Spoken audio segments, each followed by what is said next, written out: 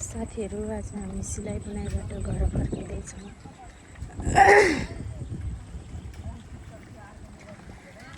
आजको मौसम सफा छ, त्यसकारण हामी सधैँ छाता ओढेर आउँथ्यौँ। आज छाता ओढ्न परिरहेको छैन।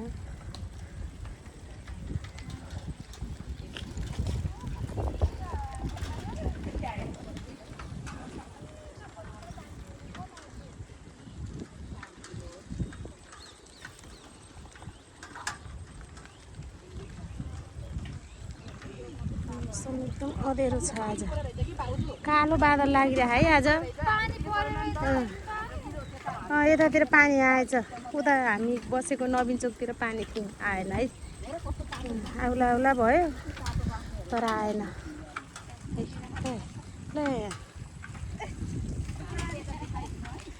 तपाईँहरूको मात्रै देखिन्छ, मेरो आँखामा देखिन्न। तपाईँ खिचिदिनु न, तपाईँले खिचिदिनु न, लाउनु अब मेरो लाउन एकचोटि ल। कति दिन्छ? म यतापट्टि आउने।